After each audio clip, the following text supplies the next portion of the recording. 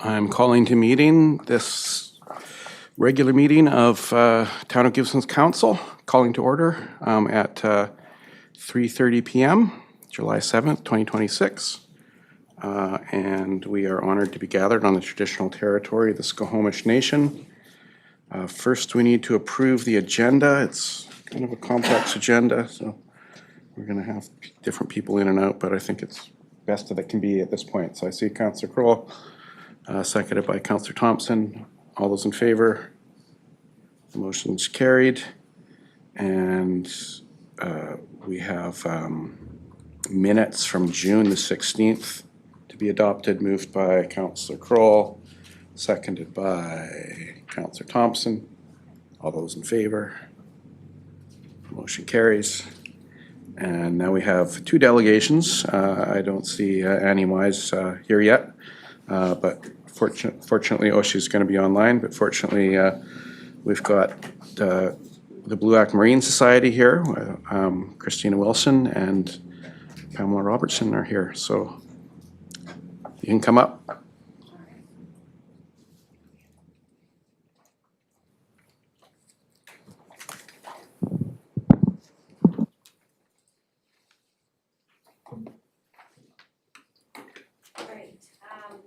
Good afternoon, Mayor, Council, and staff. Thank you for having me here today.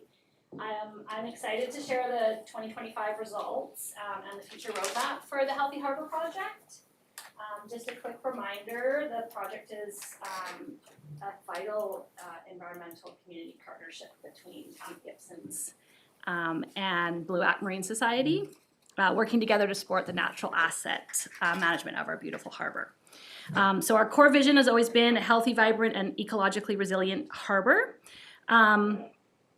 But before I dive into today's update, I just wanted to frame this presentation around a major milestone, which is the transition from simply monitoring the critical eco assets to actively defending them, thanks to Council's leadership and the recent enforceable zoning bylaw update. The data that we've gathered out around the eelgrass beds isn't just informing us, but is now legally protecting our waters.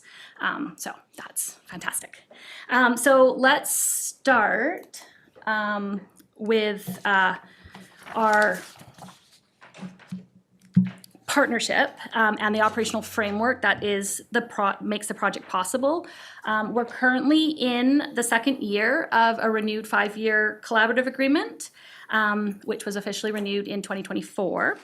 So this builds directly upon the previous 5 years of foundational research and findings. The core mandate is to support the town's management of marine natural assets, specifically within the recreational water lease area. And our job is to monitor these assets to ensure the long-term sustainability of the vital ecological and infrastructure services that they provide. So connecting it to policy, this structured data-driven partnership is what has laid the groundwork for the recent bylaw update. The years of mapping and providing the value of these assets within the water lease area has been able to provide clear evidence that shifting the zones from voluntary to enforceable is the approach that we want to take. So with that framework in mind, we can look at the 5 core pillars that make up the Healthy Harbour project. So first and foremost, we focus on the eelgrass surveys within the recreational water lease area. So that helps us track the health of the vital ecosystems year over year. Alongside monitoring, habitat restoration remains a critical focus, looking at how we might be able to protect and restore some of that ecosystem that's out there. Biodiversity, we make it a priority to showcase the incredible diversity of local marine life that the eelgrass beds and the harbor supports, helping the community connect with the underwater world right in our backyard through the exhibits at Tide Pools Aquarium and the public education that we do there. Community and capacity are two other pillars. None of this is possible without community engagement and education. So just to give you some examples of what we've been doing in terms of those two areas, we've got rotating exhibits in Tide Pools Aquarium that run usually spring and summer months, and they feature the conservation work that Blue Act Marine Society is doing, and one of those is, of course, the Healthy Harbor Project. So we have information for the public to understand what this project is about, why eelgrass is so important, and what they can do in their choices and in their behaviors when they're out on the water. We also featured these educational panels during community outreach at the Salmon Festival at Chapman Creek Hatchery and at the Ocean Festival in Mission Point Park that was structured around World Ocean Day. So it's through these efforts, we're steadily building regional expertise and capacity so that the Sunshine Coast and Gibsons remains a leader in this eco-asset management. So moving forward, we're transitioning away from the voluntary mindset into this active, enforceable protection of the harbor. So these voluntary no anchor zones, we are moving now into looking at them as a no anchor zone that is enforceable. Okay, so if we look at this through a natural asset perspective, I just wanted to touch a little bit again on why eelgrass is so critical to the Gibsons Harbor. To give you an idea of the scale, about 30% of all the eelgrass at Catsum House Sound is here in Gibsons Harbor area. So that makes the local beds here a real priority for conservation. We don't just view the beds as sort of a nice environmental feature. They provide tangible infrastructure services. So they act as natural buffers against storm surges, offer critical flood and erosion protection for the coastlines. And ecologically, they're vital nearshore habitats.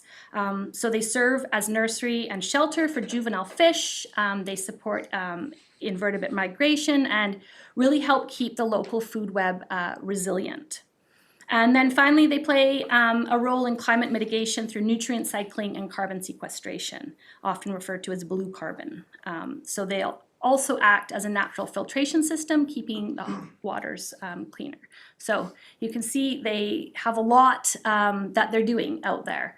That's really important. And it's because the ecological services are so critical that we're looking at not just encouraging areas for conservation, but officially recognizing assets, that they are an actual asset. And I think that the zoning bylaws are giving that some legal teeth to show and highlight how important those areas are. So how are they actually holding up? Let's look at the data from 2025.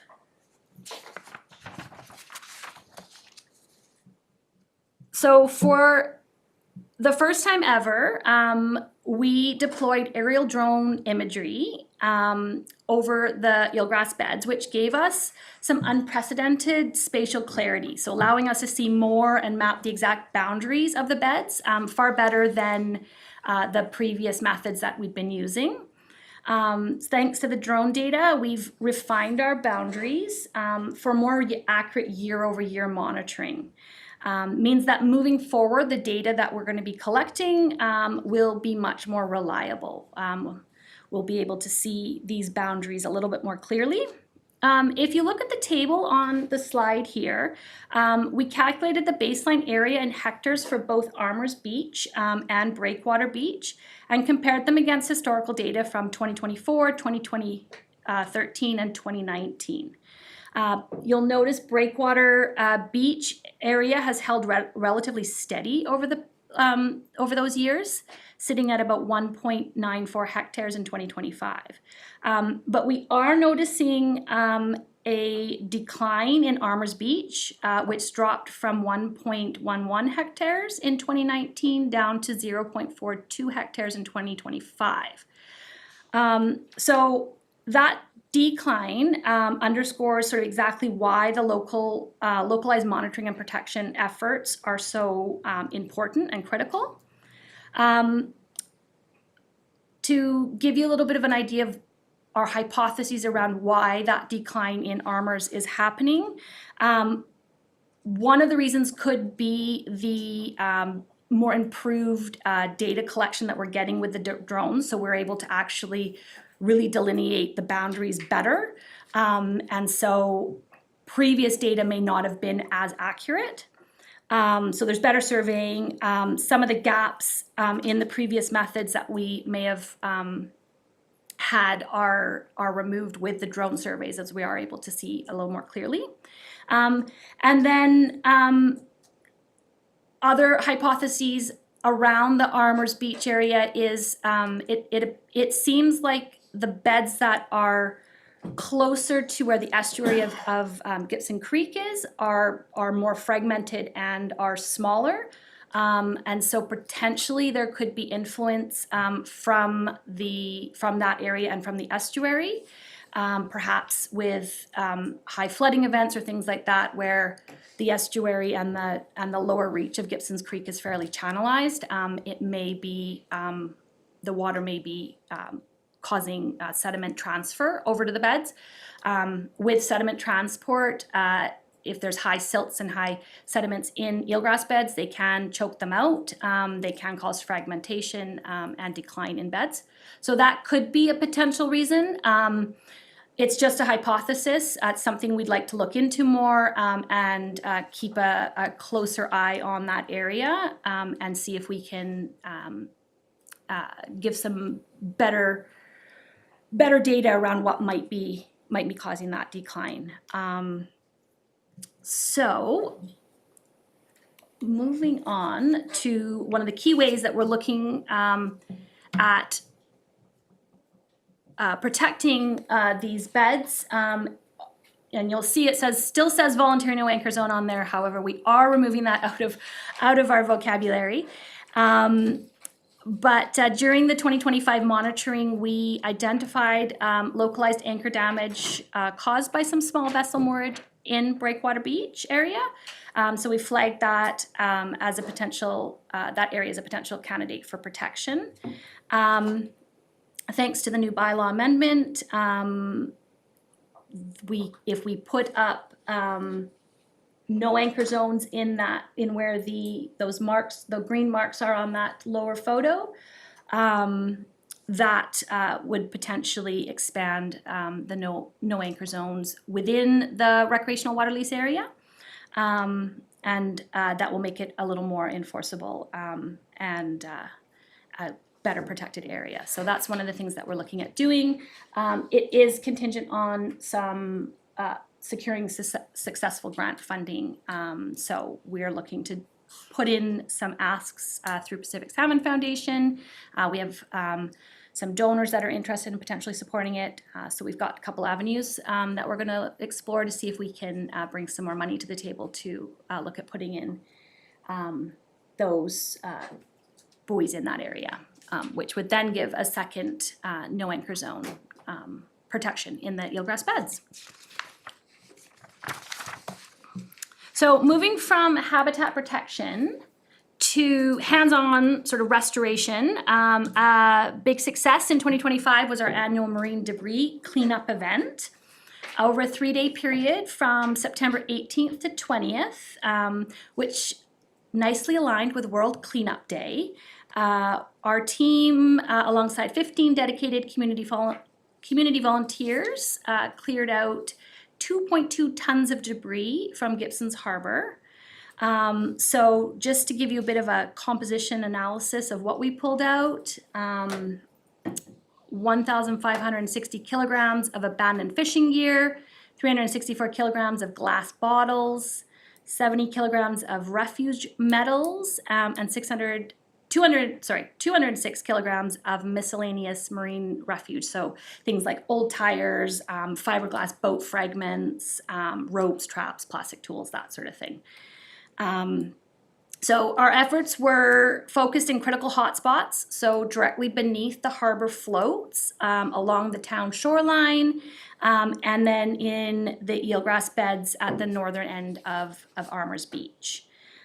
So removing the debris takes immediate physical stress off of those eelgrass beds, and greatly reduces the potential for fragmentation of the beds. So with those milestones behind us, looking forward to some objectives for 2026. We're focused on expanding our data, maintaining our cleanup momentum, and scaling up some of the protection frameworks. So I mentioned looking at that newly enforceable no anchor zone off of the breakwater area in the Green Lady marker. So we're looking into bringing additional funding to the table for that, looking into the regulatory permits that are required, and then once all of those pieces come together, then we'll look at a plan to implement no anchor zones in that area. Working with the town will be really critical. It'll be a collaborative effort because there are barge operators that are anchoring out there, so there will need to be some kind of communication with them, and then also a public education campaign for boaters in general around what that area means, and what their responsibilities as boaters will be. And then we are also conducting research and planning for surveying the entirety of the recreational water lease with drones again to give us a really complete and up-to-date baseline that we'll be able to then expand upon year after year and really use it. I think it'll really inform more clearly the extent of the perimeters of these beds. And then we can layer in either canoe surveys with an aquascope or potential divers to do some spot surveys, ground truthing, to look at density of the beds and any areas that we might want to look a little bit closer at to see what's going on in the actual bed. So to wrap up, the bigger picture, long-term conservation for Gibsons Harbor, and how we can continue to lead in natural asset management. Long-term recommendations include looking at the possibility of active eelgrass transplant and restoration projects to potentially reduce or reverse some of the decline that we've seen in the beds, expanding citizen science surveying and monitoring programs. So at Blue Act, we want to broaden our data collection to include regular herring spawn surveys. We did our first year of herring spawn surveys this year and had Franklin Beach as our initial sort of test beach when we've successfully found herring spawn there. So we'd like to expand that into the harbor area as well. Forage fish surveys, invasive species monitoring, bivalve shellfish monitoring, and potentially water quality testing. And I think that ultimately, with all of that data collection complementing the eelgrass surveys, we'll have a really good picture of the holistic view of the harbor, the recreational water lease, and the ecological assets, and how they're all functioning independently and collaboratively together. And then ultimately, another goal is to co-create with the town a collaborative Healthy Harbor Users Guide that would align with the overarching natural asset management strategy, and it'll help inform users of the harbor of the work that's going on and what kind of actions they can take and how they can potentially modify their behaviors to be better stewards of the harbor. So with that, I just wanted to extend a huge thank you to the Town of Gibsons, Mayor, Council, and staff for all of your ongoing support, partnership, and vision, particularly with this bylaw update, which is quite exciting. So thank you very much. Thank you, Christina. All right. It's excellent work and great to get the report of its progress every year. I'll look to council for questions. Councillor Lumley. Yeah, thanks. I was just curious if the no anchor like buoys, I guess, are going to be put in places where people might anchor. Did you ever think of creating like mooring buoys? Like, because I know there's an acceptable way of actually having a moor buoy, like a buoy, in eelgrass areas. And then what I was like, that's what my first thought was that maybe say, hey, you can't anchor here, but you can tie up here, and then maybe throw a QR code on the buoy and collect a payment, you know? I mean, fundraising, always looking for more funds. I don't know, I don't know if you guys ever thought of maybe making them into a place where somebody could tie up instead of anchoring. I don't know. Yeah, that's a great comment. We have looked into that. There is definitely ways that you can put in like a permanent mooring buoy that has a weighted chain, so it's you're not getting that scouring. I think that decision about whether it would be a permanent one or just a no anchor buoy at all, and the collection of funds, I think is probably beyond the scope of Blue At Marine Society, and would be more of a town decision. But we would certainly be open to, if that's the direction the town wants to go, to exploring how we can do that and to best, make it good for the beds and that sort of thing. Yeah. Councillor Thompson. Thank you. My question was similar to Councillor Lumley's, but is the drone mapping footage available to the public? I just feel like that would be so cool to see. That's a great point. We have shared it with the town. We've also shared it with Marine Stewardship Initiative. They have a layered map of the area, and so my understanding was that it was going to be put into one of the layers there. So it's definitely something I think would be cool to show the public. It's a good reminder. I will check in with my partners up at Marine Stewardship Initiative and see where that data has gone, and if it's not going into a map there, perhaps we can find a way to share it either through our websites or through the town. Because that would be cool. Councillor D'Andretti. Thank you, Mayor. Yeah, so great to see the evolution of the work, huh? How we started and where we are now. One question with regard to water quality. I know we have been discussed at the Ocean Watch Action Committee about standardization, and that's usually an issue for everybody, right? If you have data that is not collected properly, you cannot compare. Have the society discussed already what parameters would be, what key indicators would be important to collect, frequency, so on? Are you guys at this stage of conversation? We're not at that stage yet. It is a discussion that we've been having with our technical advisory committee. David Mamerick's been advising,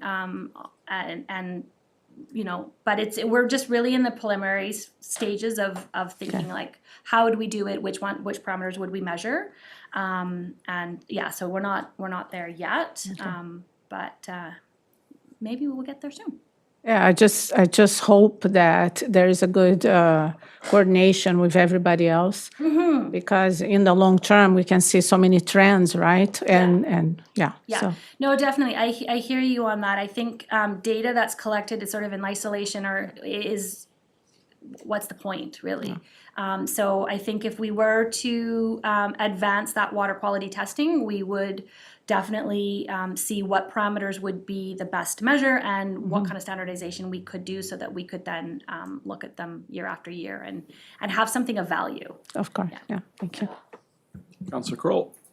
Thank you, Mayor White, and thank you for the report. Sort of in conjunction with what Councillor Lumley was saying and something else that has been brought up in light of the fact that we're looking at the passenger ferry coming into Gibsons, that it's really important to establish proper mooring areas. Because one of the things that I don't know whether you consider it, is prop wash scouring. Like if you get a 50-foot inboard vessel with twin engines and they fire up their engines to haul up their anchor, they're actually scouring the bottom with their prop wash. And if there were proper mooring buoys, they could just disconnect and they're gone. You don't have them hovering around for 10 or 15 minutes, bringing up an anchor. You know, Jimmy Patterson's boat was here the other day, 105 feet. You can imagine what the prop wash from that's like and what it's doing to your eelgrass beds. And, you know, when you look out there different times. So, you know, to Councillor Lumley's point, you know, if we could have proper mooring buoys, and in the event of the Cirque Ferry coming in, we're going to need a landing zone so you can actually create a proper channel. So they're all things that, you know, I think should be worked into the equation.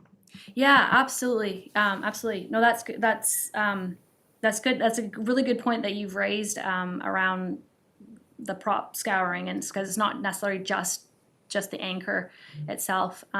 So yeah, we're definitely happy to look at exploring what it would look like for permanent mooring buoys if that's the direction that the town wants to go in, and you know, sort of the larger picture, because I think the work that we're doing surveying the eelgrass beds and you know, all of the sort of ecological work that we've been doing in the harbor needs to fit into the overarching picture of what's going on so that it can complement decisions that the town is making.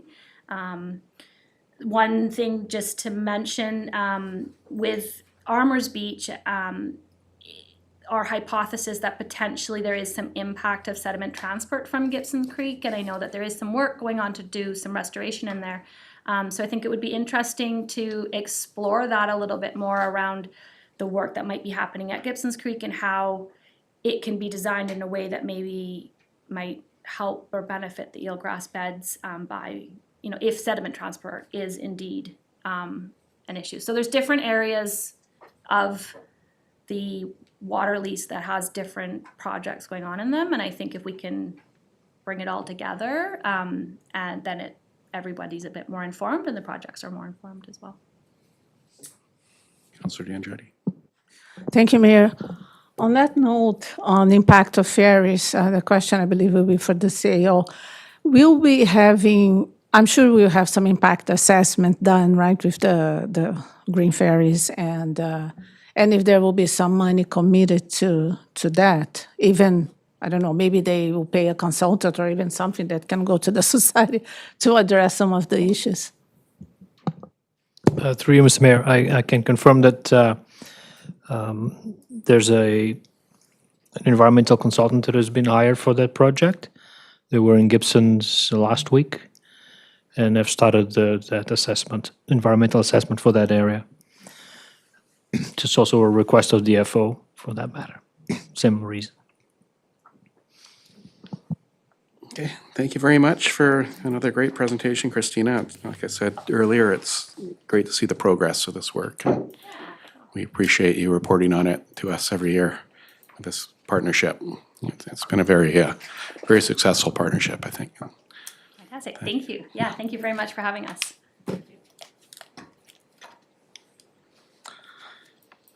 And I think we have Annie Wise online. Hi, Annie, to present also an annual presentation on update on the activities of Sunshine Coast Tourism in the Gibsons Visitor Center.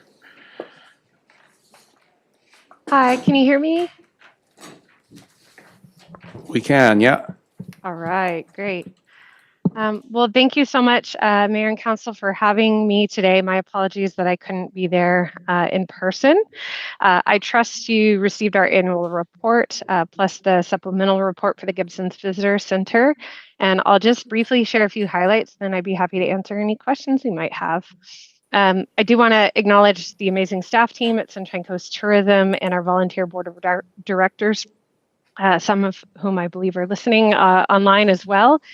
And yeah, just to set the stage, Sunshine Coast Tourism's role, I think a lot of people understand that we do destination marketing, but our work is about supporting a healthy visitor economy, which includes promotion and visitor services and business supports, advocacy, input for infrastructure projects, and helping ensure that tourism really contributes positively to local communities here on the coast.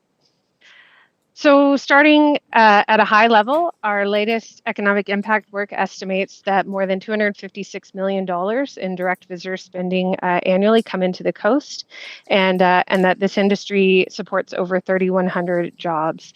Tourism represents about 12% of total employment in the Sunshine Coast region and generates about $72 million in government tax revenue. And so we know that visitor spending is critical in terms of bringing outside dollars into our local economy, which is then recirculated many times over. And the tax revenues generated by our visitors also help pay for important public services such as healthcare and education. So it's a really critical industry and one of the few export industries that isn't impacted by tariffs directly anyway. And so our goal, though, is not just to attract more visitors at any cost. We're continually focused on attracting what we call values-aligned visitors. And so part of that means helping attract people at times of year where there is capacity and the availability within the community, and so that tourism is happening in a way that supports local businesses the way that they need it, and also the broader community as a whole. And so that's why we focus really heavily on shoulder season visitation, working through responsible travel messaging and community-aligned tourism development. So this slide just shows some of the public-facing work that's helped build awareness of Gibsons along with the wider Sunshine Coast. So in our marketing programs, we use a broad mix of marketing tactics like content, like website stories, social media, paid advertising, media relations, and partnerships with Destination BC and other provincial programs. And for Gibsons, I just wanted to highlight a couple of exceptionally strong stories at the moment that are resonating with the public. And one is film tourism. So we know Beachcombers continues to bring fans to town, and we're really excited to have the Persephone back home on display. But fans of Murder in a Small Town are starting to bring up a new generation of curiosity and wanderlust for Gibsons. And we've been using that interest to point people towards filming locations and really to, more local businesses, restaurants, galleries, beaches, and the broader visitor experience that they see on their screen and want to have that experience as well.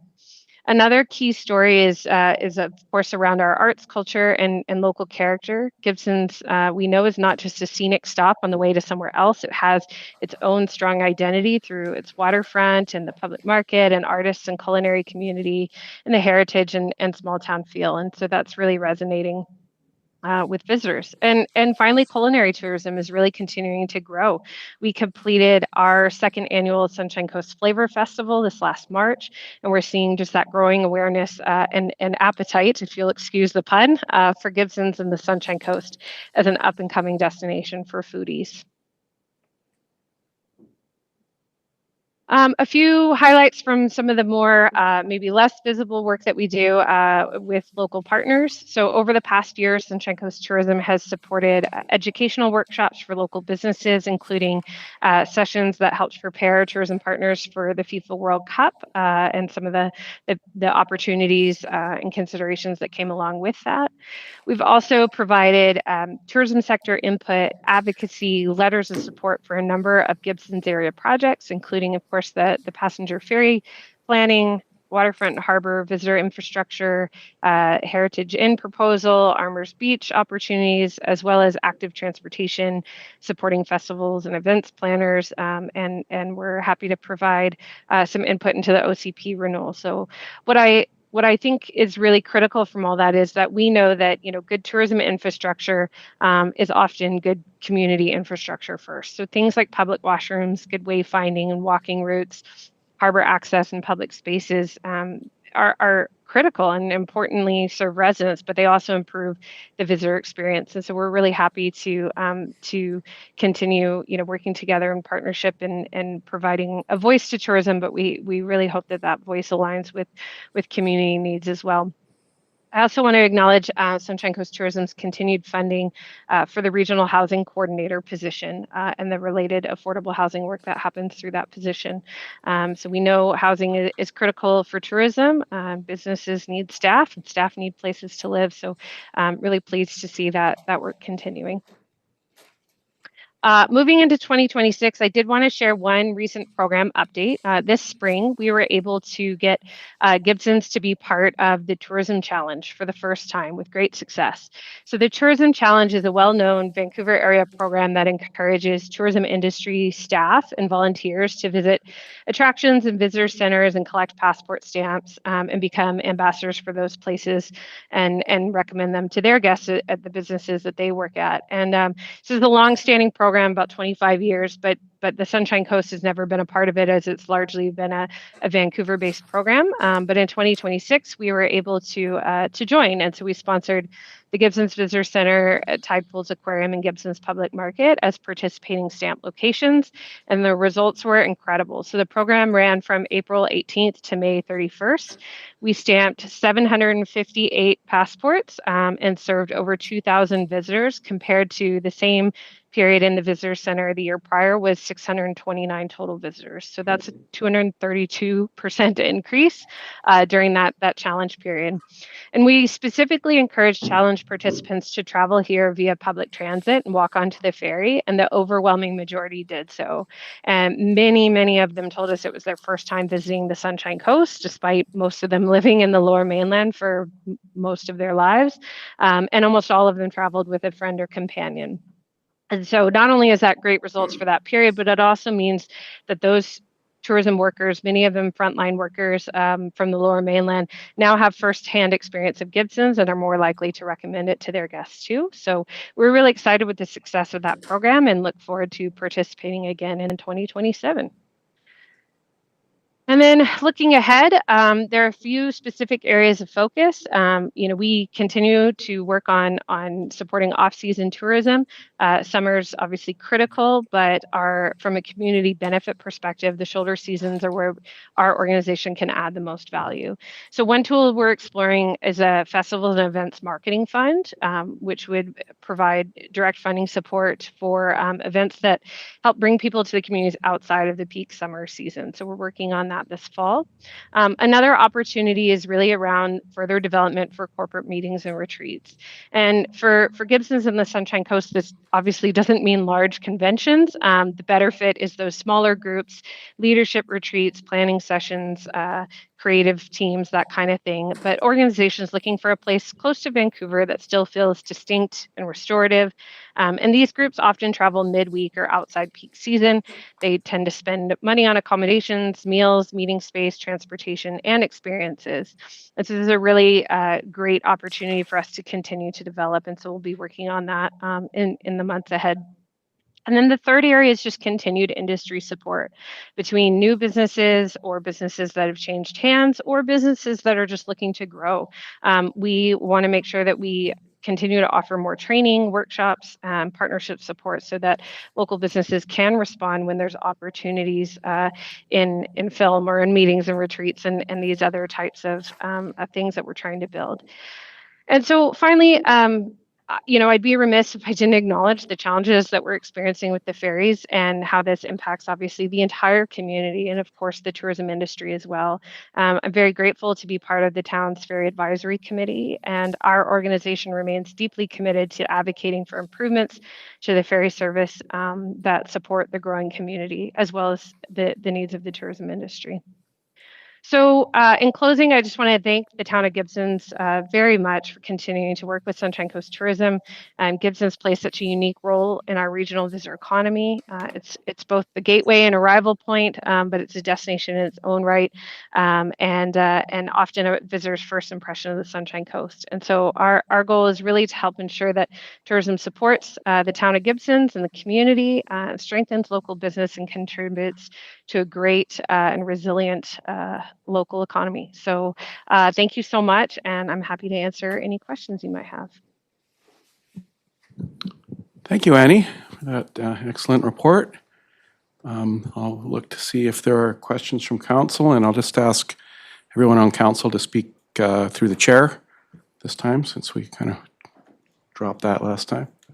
Go ahead, Councillor D'Andrade. Thank you, Mayor. It's great to see the increase in room revenue, but I'm wondering how much the amount that has been increased over the years is just more inflation and cost, or the actual number it has increased. Do we have more data on that, Annie?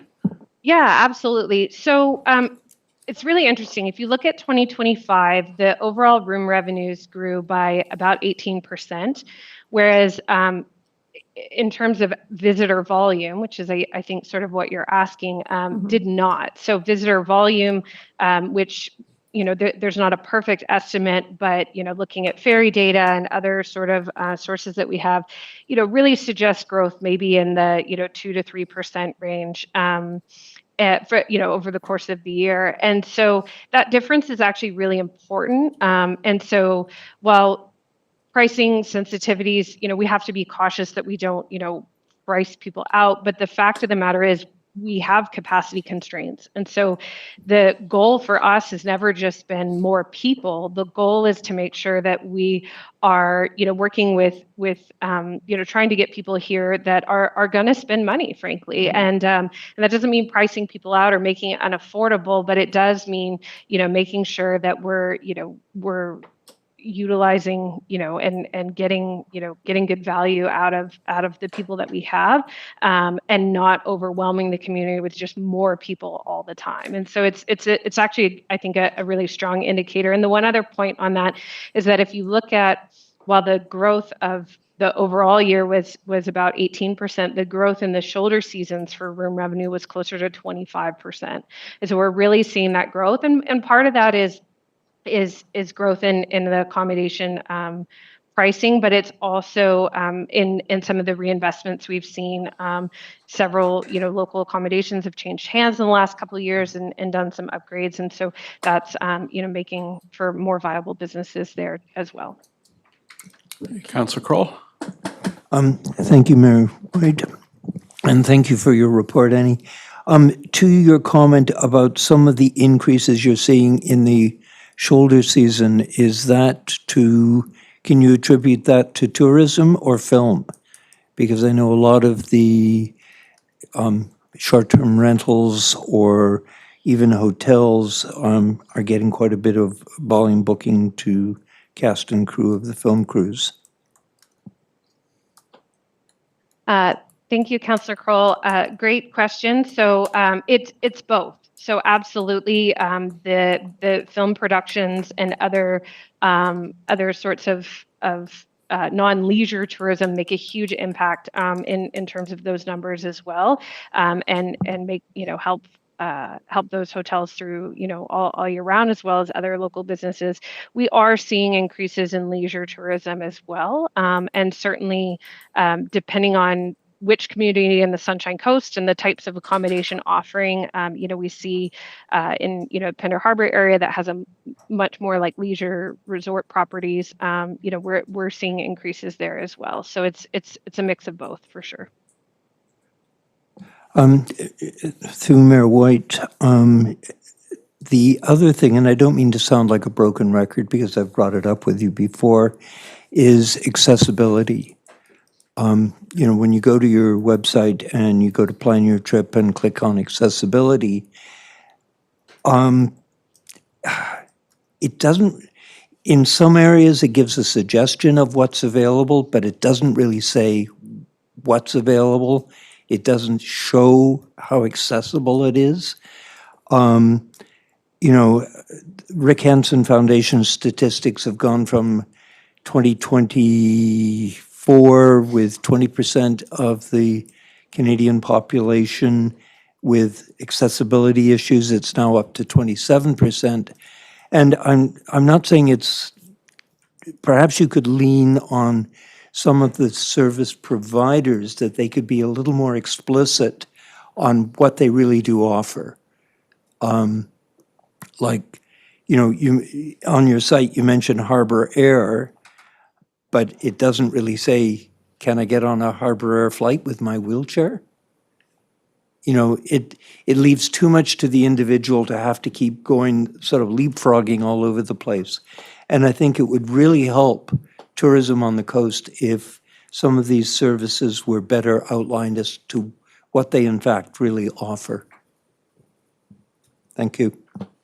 Okay, any comments on that, Annie? Just point well taken, and it's definitely a priority area for us, and we're continuing to try and encourage the businesses that we work with to make that information more clear, and that helps us have the information to share as well. But yeah, lots of good points. Thank you. Councillor Thompson. Thank you, Mayor, through you. Is there anything important to update as it relates to the MRDT tax, that increase that happens this time last year? Yes, so thanks to the support of the town of Gibsons and other local governments on the Sunshine Coast, as well as a majority support of the accommodation providers, we successfully filed our renewal application last fall, in which it was approved. It's jointly administered by the Ministry of Finance and the Ministry of Tourism, Arts, Culture and Sport. So our application was approved in March, and the implementation of the new period started May 1st. And so now that the increase of the rate to 3% started May 1st for the region. And so it takes some time before we start seeing that additional funding flow through, because the collectors remit to the province first, and then it takes some time to come back. But yeah, so we're very excited to move forward. And some of the new programming that I mentioned in terms of looking at other ways to support shoulder season festivals and events, and looking at some of these other non-leisure markets like meetings and retreats, is directly a result of looking towards having some increased funding where we can take on some additional programs. Okay, thank you so much for the presentation, Annie. And Thank you. we'll hopefully look forward to seeing you in person soon.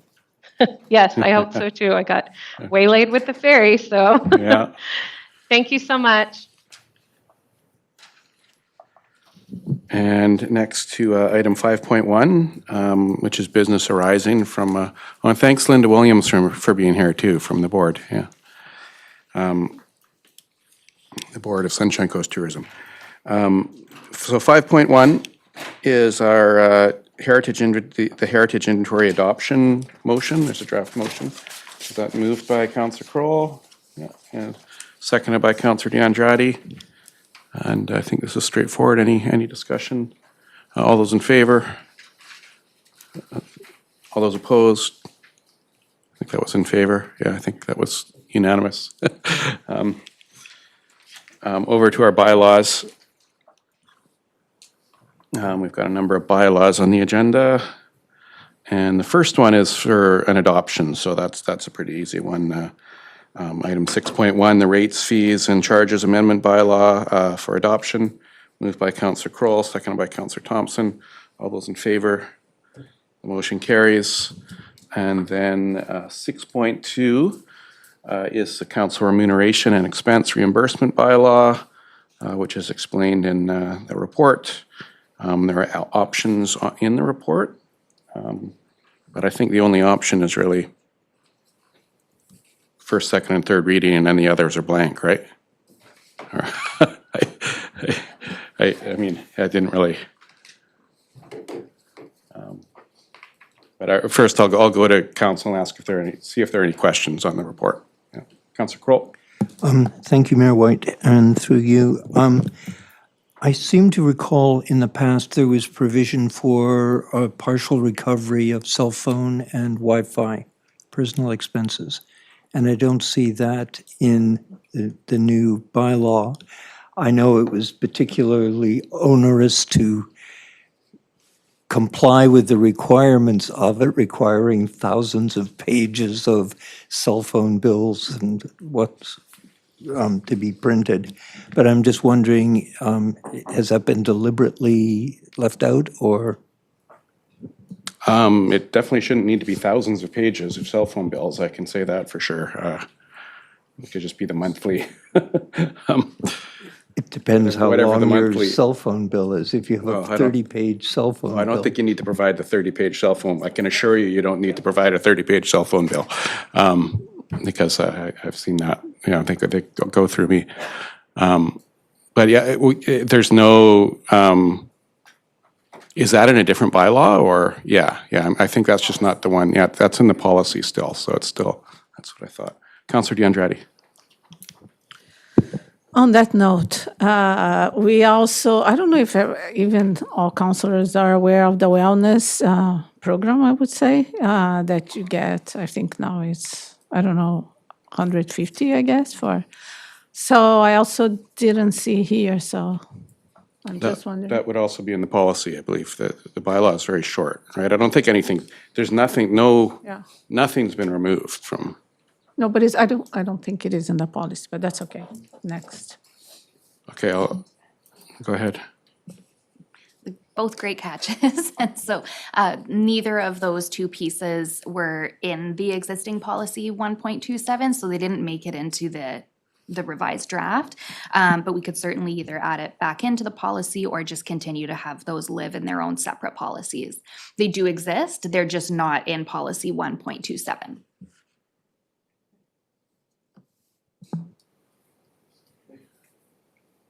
Any other questions? Or comments? I think, Councillor DeAndrade? I think since we have the policy, to me, it makes sense that everything's one space and trying to figure out, because I don't even know if every councilor is aware of this. And yeah, and even we don't get any reminder, so people can just forget about it and miss the opportunity. I don't know. I just think about it. That would make sense, since to be everything in one single place. Okay, well, that would be another change to, I mean, this is already, rather than just being amended, I think the decision was to have a completely new bylaw, right? Our policy. If I may, through Yeah, you, Mr. Mayor.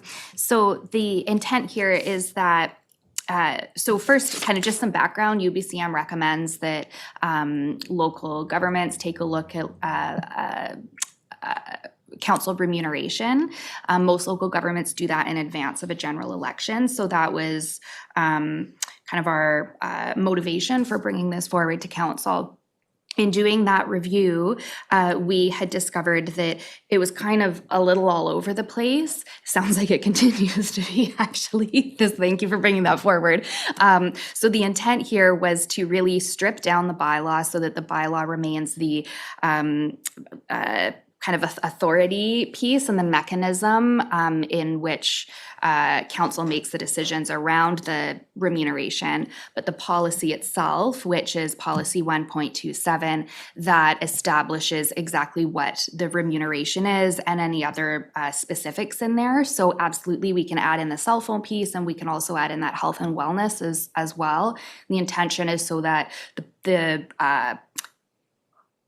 process is more streamlined and easier to administer, rather than there being a series of bylaw amendments that have been happening since the bylaw was created in 2003. And then there was, several different policies at play there. So we just wanted to consolidate everything. And then when we want to update the policy, or if there are any updates to make in the policy, the administrative process will be much cleaner and easier to do. Does that answer your question? Councillor Lumley? Yeah, through the mayor, why wouldn't we just do like a per diem or something? Like it, I mean, maybe to Councillor Kroll's kind of point, I guess, except for the number of pages, but it's, everybody has a cell phone, everybody uses a cell phone, and we all use our cell phones here. I don't submit any of my invoices because, I don't know, I just generally don't have the time or want to take the time to do it. I'm going to pay my cell phone bill no matter what, but what about instituting just a per diem? Then you don't have to worry about all this unnecessary pay. Like if I go to UBCM, then I would just get reimbursed. I would get a per diem for my food. I would get a travel per diem. We all know, we all live in Gibsons. We could start in Gibsons. I don't know, something like that that would be just so simple. And then if you don't go, then you just don't get it. But if you do go, you get like a per diem, like it, the breakdown for lunch and dinner and all these different amounts. It just seems very cluttered instead of just having a real simple policy that just covers every counselor, right? I don't go to the lunch and learns. We go out for lunch and stuff, and which I love to do. But and you could just get a per diem. No one's, the per diem's never going to match my lunch bill, but it doesn't matter. Like I don't have to submit any receipts or anything. So, like automatically, like. Okay, that's all I'm saying, is like, if you're there, then, do you get my point? Like, if I'm Victoria at a conference, I'm there. Like, why do I have to submit a per diem? I'm there. Like, just reimburse me for being at this conference for 4 days, like, anyway, that seems simple instead of like paperwork, right? Anyway. I don't know about, yeah. There needs to be a paper trail, I think. That'd be one answer. I think that summarizes what staff would say. So what should we do here? I mean, it sounds like some consolidation has happened, but not enough consolidation for what? To get it all in one spot. Should we go ahead with this step and pass this? Would that be easiest for staff, and then further work on getting them further consolidated, because that might take a while? Councillor Kroll? Thank you, Mayor White. I think with the clarification that the Director of Human Resources has provided, that keeping this bylaw simple, because it's much easier to change a policy than the bylaw. And I do apologize because I was looking for something like cell phones and Wi-Fi, but it is under other expenses, so it is outlined in here. So I would move option 1 of the recommendations. Okay, it's seconded by Councillor Thompson. Any further discussion? Councillor D'Andretti. Just a clarification. There's a bylaw and there's a policy. This recommendation is to approve both or just the bylaw? Option 1 is both, yes. Both. Okay, and then the policy can be amended later, is that what the point? Yeah, I mean, I think there's further work to be done to consolidate. Okay. Okay, thank you. This is a significant step, and more can be done, so. Any other discussion? All those in favor?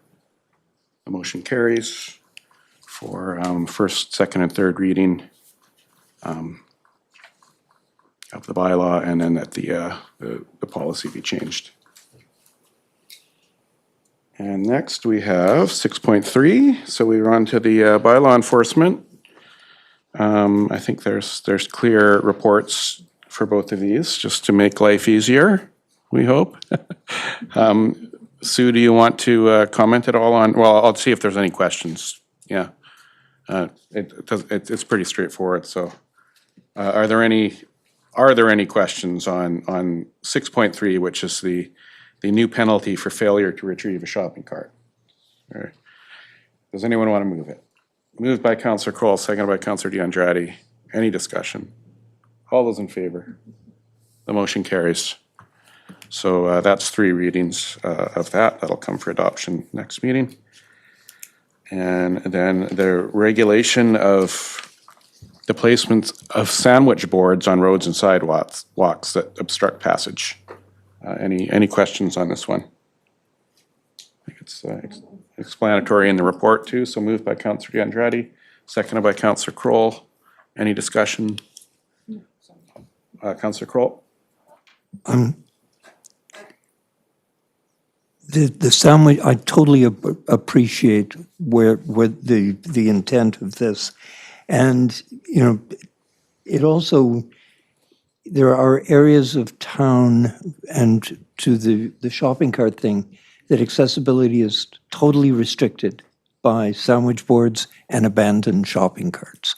So I certainly applaud this bylaw. Okay, all those in favor? The motion carries. And next, thank you, Sue. Item 6.5 is the non-principal resident short-term rental business license allocation policy, implementation and business license bylaw amendment. This one's a little more complex, but it is following council direction, and there is a report on it, so I will go to Director Stats.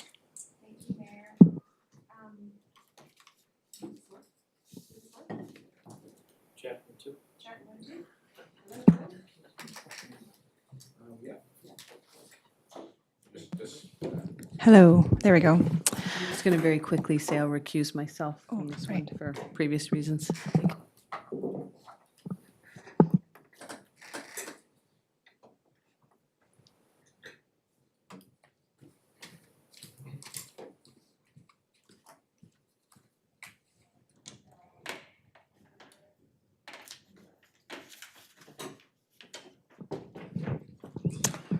Okay, thank you, Mayor and Council.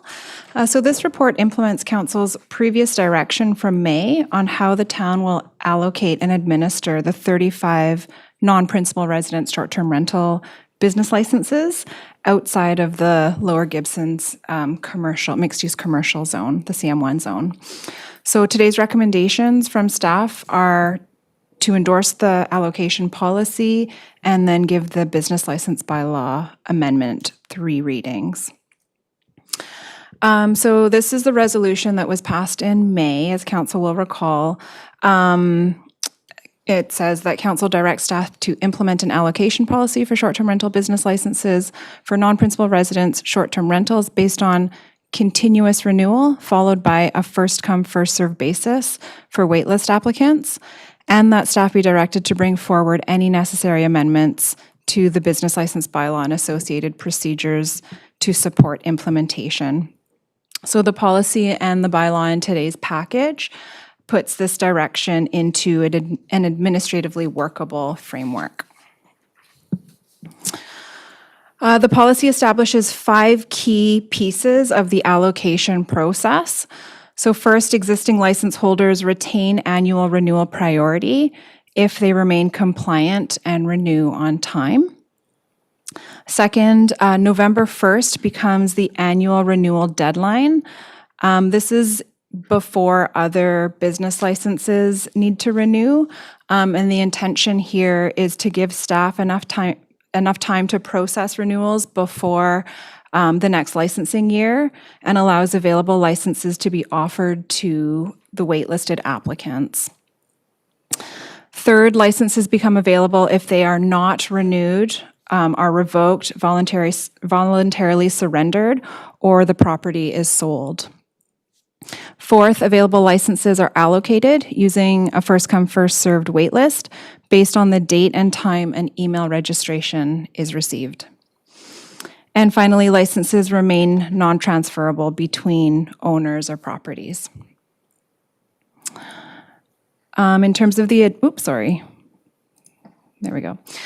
For the administration, the bylaw amendments support implementation of the policy by updating terminology to match the new zoning bylaw. So for example, we used to call them residential guest accommodations and commercial guest accommodations. Now we've moved to short-term rentals and hotels. Adding the legal authority to maintain a wait list, recognizing renewal priority. Confirming licenses are not transferable, establishing circumstances where licenses may be refused, suspended, or canceled, including a new use it or lose it provision. So in this case, a license may be suspended if a short-term rental has not operated for a period exceeding 6 consecutive months. So that's intended to basically require these operators to operate, and if they're just sitting on it, then the town could revoke the license and give it to someone else on the wait list. And then also allowing staff time to administer, or allowing staff to administer the process through forms and procedures. Importantly, these amendments do not change the maximum of the 35 licenses set out in the zoning bylaw. Staff have also prepared and updated application forms, renewal forms, and a public FAQ, website content, and administrative procedures so the program can be implemented immediately following adoption. At the time this report was prepared, there are 2 non-principal residence licenses available. So there were 2 in the Lower Gibsons commercial zone, and now they're freed up. So this is being implemented pretty quickly once council directs us to do this. So staff are proposing opening the waitlist on July 27th at 8 a.m. And that would provide approximately 2 weeks public notice from today before registration begins. Here's an example of the short-term rental guide that we've got, and that's attachment C, I think, to the report.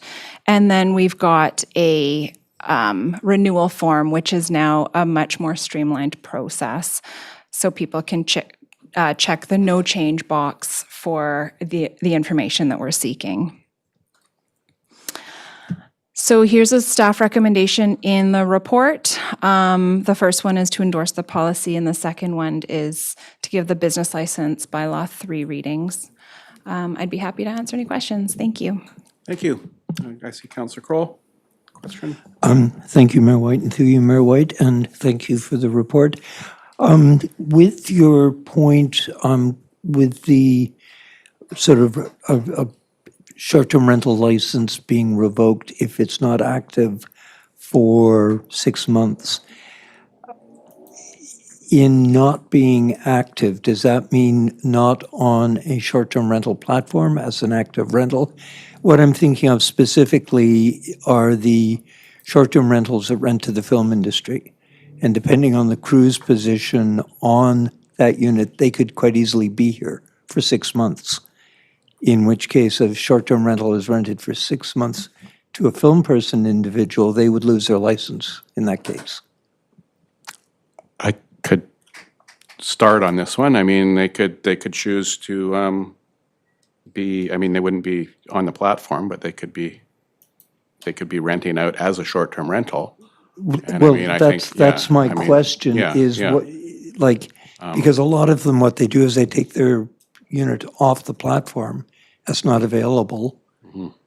So they're not a short-term rental. They've become a long-term rental for that period.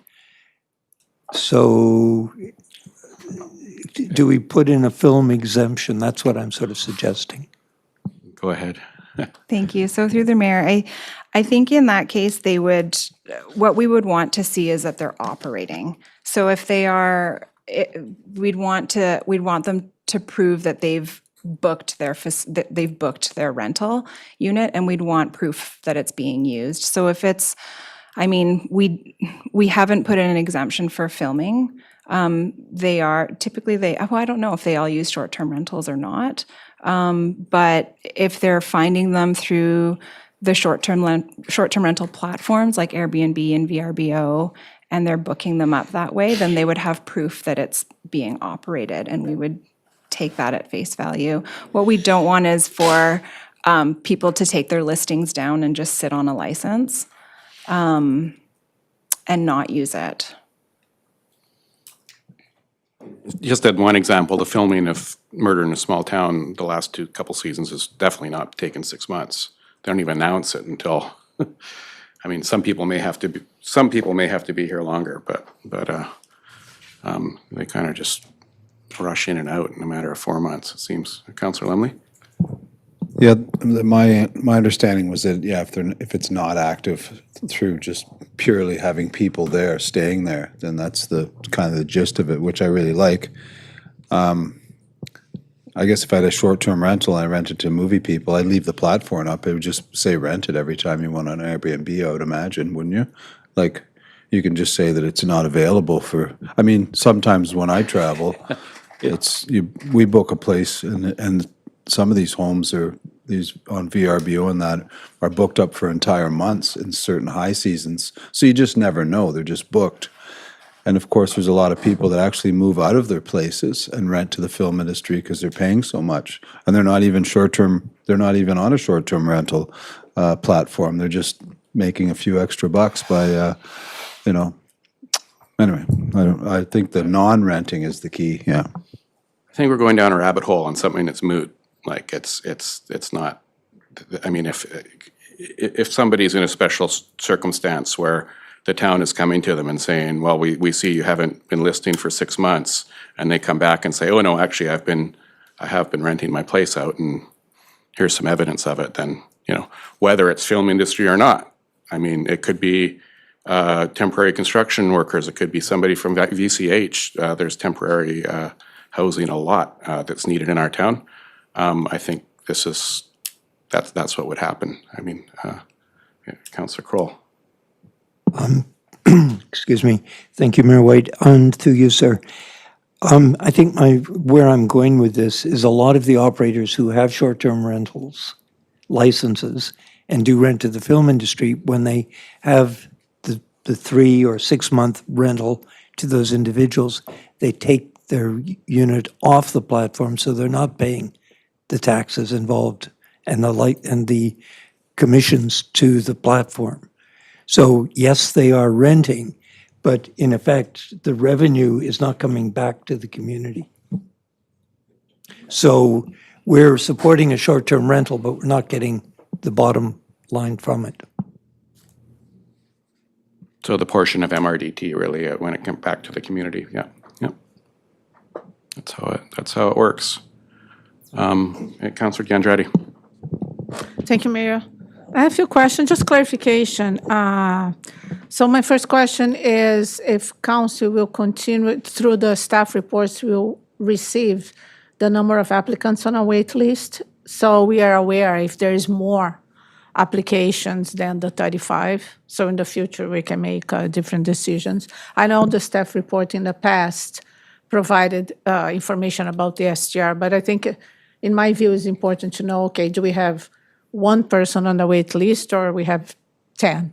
So I mean, I'm going to guess that, I mean, we're trying to cut down on all the council decision-making that's had to be done over the years and make this more of a smooth operational.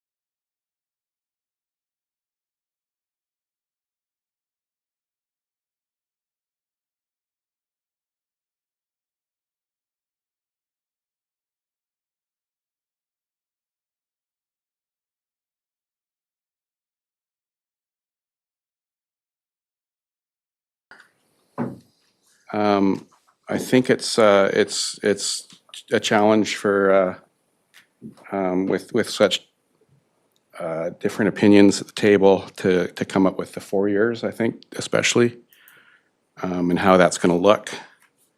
I continue to hear some, 2 years, not making that long-term decision right now being appealing to councillors. So if we did do, so with the premise of it being, and I'm hoping not to do this again in 2 years, but I don't get to make that call by myself. So I'm just trying to look at some wording from other motions.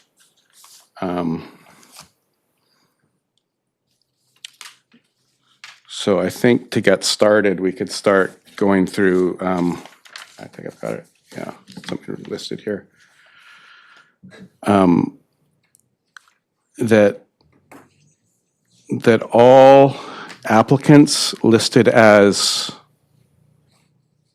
charitable, philanthropic, or not-for-profit corporations and athletic or service clubs, except the Royal Canadian Legion, be given a 100% permissive tax exemption for 2027 and 2028. Does that work to get things going? Okay. Does anyone want to move that? So moved by Councillor Kroll. Seconded by Councillor D'Andrade. Any questions on that one? All those in favor? The motion carries. Now do we have, I might have something from last year. Well, let's do the Good Samaritan because it's kind of on its own. The Good Samaritan Canada be granted a permissive property tax exemption in the amount of 75% for the years 2027 and 2028. Moved by Councillor D'Andrade, seconded by Councillor Kroll. All those in favor? The motion carries. So we've got that one covered off.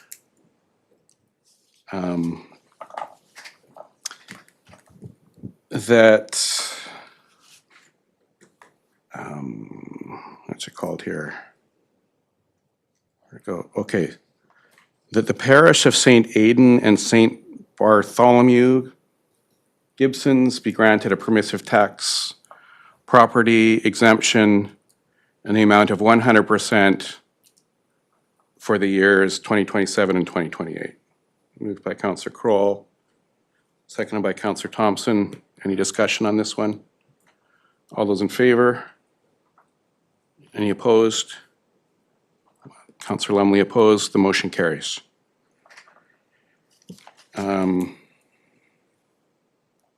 Now, the Legion ones are a bit complicated, and I think it may have been, I wonder if it was done as a package last time. Oh yeah, okay. That the legal not built property of Gibsons branch of the Royal Canadian Legion be granted a permissive property tax exemption in the amount of 50% for the years 2027 and 2028, and that Gibsons branch of the Royal Canadian Legion's Class 8 property at 747 Gibsons Way be granted a permissive property tax exemption in the amount of 100% for the years 2027 and 2028, and that no permissive tax exemption be granted for the Gibsons branch of the Royal Canadian Legion's Class 6 property at 747 Gibsons Way. Does that? Okay, moved by Councillor Kroll, seconded by Councillor D'Andrade. Any discussion on that one? Does anyone understand that? That's status quo for the Legion for 2 years. All those in favor? All those opposed? Councillor Lumley opposed. The motion carries. So getting through them here. Now to the other churches. So that Christ the King Community Church of Gibsons. I am, yeah. Are you gonna group them all? Yeah, the ones that are remaining, because I think we're treating all these ones the same. No? We're going to 50% on all of them, total tax exemption. That's what I mean. They're treating them all the same. Okay, anyone else can make the motion. Okay, Yeah, I would move that the places of public worship have a total tax exemption, the total tax exemption column there, so they have their total tax exemption of 50%, except for Bartholomew, because you've already voted on that. So the places of public worship, not including the parish of St. Aidan and Bartholomew Gibsons, have a total tax exemption, whatever that math is, of 50%. for 2027 and 2028. Yeah. Yeah. Does that make sense to, you understand the total tax exempt, like we. That column, yeah. I'm trying to find the wording we did last time. Whatever the math is, Yeah, the total tax exemption column should read 50% for everyone but St. Bart's. yeah. Yeah, that's actually that's pretty much what we said last time. Okay, there you Yeah, go. total exemption. Yeah, go ahead. It just needs to be worded as a top up to 50%. There are two church properties that, with their statutory exemption, are already over 50%. So there's no mechanism the town has to grind them down to 50. So just, your wording We just. had pretty much the same wording last time, and that's where we got to, so. Yeah, but last time it was possible for everyone to be up to 75 regardless if they're statutory. We have two that with statutory are already at 57% and 55%. So if this, So ours gets We're not higher. speaking the same language. The top up is exactly what our motion was last time okay, with a different finance director, and that's what ended up. It's the total means top up. okay. That, so the difference between 50%, I get what you're saying, but When, then they'd get zero from the town, right? what we mean by total means that it needs to be topped up to get to that's. Yeah, if they're not at 50, they'll get Yeah. topped up to Yeah. it. And if the statutory takes care of them, the town isn't going to do anything further. They're already at 50%. Yeah. Yeah. Okay, thank you. Okay. Is there a seconder for that? Seconded by Counselor Kroll. Any further discussion? Well, I was just curious because I didn't have the opportunity to visit the garden that the Calvary Baptist Church did. Did you have, Mayor, a chance to visit their garden? I'm curious being with put the on the spot. expansion. Oh, no, if you could. Well, there's a number of us here. I'm familiar with the garden. No, I was familiar with the garden before, but the expansion, was the expansion significant? What? on Google Earth. There it is. Well, the Google Earth won't, yeah. Oh, you mean, Getting a 50% reduction. Okay. yeah, I mean, I think we weren't able to book that. I don't know if, I mean, I'm not sure if it would have convinced the majority here anyway, but it's kind of like, perhaps that's something that might influence council's decision in the future. Yeah. Any other discussion on this? All those in favor? The motion carries. Now, were there any other recommendations be amended to establish a recurring 4-year term? So do we want to still do that? Like, I guess this is a question for staff. For next time, it could be, I mean, and this ultimately council makes a decision, but council decided not to do the 4-year term this time. But for next time, we could still pass this recommendation. That would apply to the next time. It's going to be for 4 years automatic by policy. And that's what staff would recommend still, I imagine.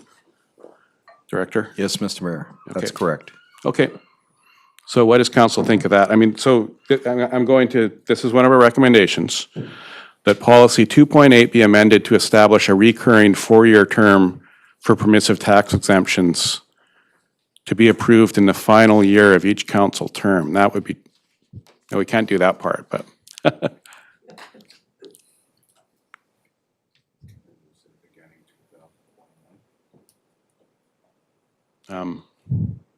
So what would council, To be approved once in each council term, once in each council term? to ensure that at Okay. least every council term it's looked at. I mean, that would be really wise, yeah, Yeah, okay.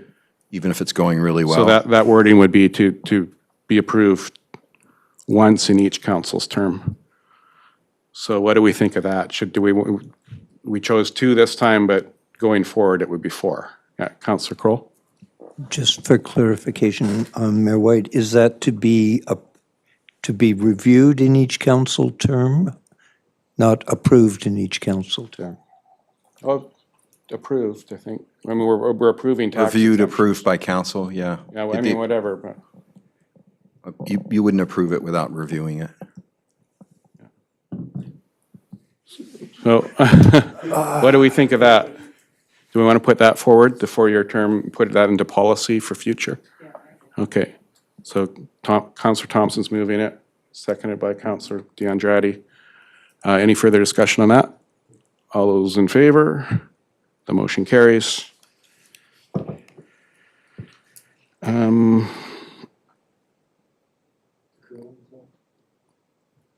We did it. And that the bylaw, the 2027 permissive tax exemption bylaw be brought forward at the July 21st, 2026 council meeting for first, second, third readings. That's, okay, yeah, moved by Councillor DeAndrade, seconded by Councillor Thompson. All those in favor? The motion carries. So staff, do you have everything you need now? Sorry, we dragged you through all this, and especially to people who've had to wait. Yes, I believe we do. Thank you. Okay.